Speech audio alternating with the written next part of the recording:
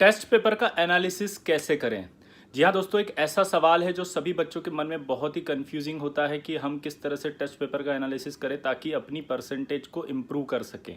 तो आज मैं आपको बताता हूँ कि एग्ज़ाम के बाद टेस्ट पेपर एनालिसिस करना चाहिए और कैसे करना चाहिए। तो पहला सवाल कि कैसे करना चाहिए, तो उसका आंसर है कि कॉपी आप टेस्ट पेपर एनालिसिस के नाम से बनाएंगे और उसमें लिखेंगे आप फिजिक्स, केमिस्ट्री, मैथ्स। फिर आपको ये करना है कि जो फिजिक्स में सवाल आपसे नहीं हुआ वो लिखा, केमिस्ट्री में जो नहीं हुआ वो लिखा, मैथ्स में जो नहीं हुआ वो लिखा।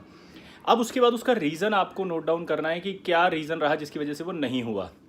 जैसे मान लीजिए आपका सिली मिस्टेक से नहीं हुआ। अब सिली मिस्टेक की भी वैरायटी अलग अलग है, उसको भी आप नोट डाउन करें। लाइक आपसे कैलकुलेशन मिस्टेक की वजह से नहीं हुआ, आपसे इम्प्रॉपर रीडिंग की वजह से नहीं हुआ, या फिर आपने जो है वो कैजुअली अपना सवाल सॉल्व करते करते गलती कर दी। ठीक है, तो ये सारे रीज़न आपको सिली मिस्टेक्स में लिखने हैं। ठीक, इसके बाद दोबारा इसमें लिखना है कि क्या आपने वो कंसेप्चुअल मिस्टेक की थी या आप रिवाइज नहीं करके गए थे, ये भी लिखना है। ठीक है, इस तरह से आपने हर सब्जेक्ट में करने के बाद जो आपने परसेंटेज गेन की वो लिखनी है। मान लीजिए आपकी परसेंटेज आई आपके 70%।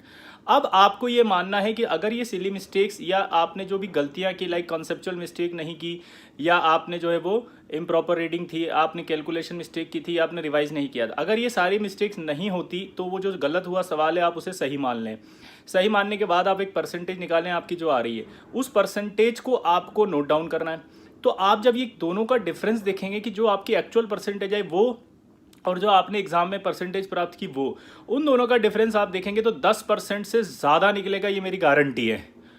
और 10% से ज़्यादा निकलने के बाद आप सोचेंगे कि ये क्या हुआ। मतलब समझे इस बात का कि आपको अगर टेस्ट में इंप्रूव करना है तो आपको किसी एक्स्ट्रा मटेरियल की ज़रूरत नहीं है, एक्स्ट्रा प्रैक्टिस की ज़रूरत नहीं है, एक्स्ट्रा कंसेप्ट की ज़रूरत नहीं है, एक्स्ट्रा टाइम की ज़रूरत नहीं है।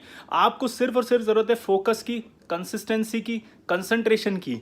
और जो गलतियां आपने की, अगर वो गलतियां ना हो तो 10% इंक्रीमेंट होते आपका जो कॉन्फिडेंस बूस्ट होगा वो बहुत ज़्यादा होगा। तो आपको सबसे पहले उस कॉन्फिडेंस पर वर्क करना पड़ेगा और आपने वो परसेंटेज जो डिफरेंस आ रहा है उसको मिनिमाइज करने के लिए आपको काम करना पड़ेगा। इसलिए टेस्ट पेपर एनालिसिस बहुत ज़रूरी होता है।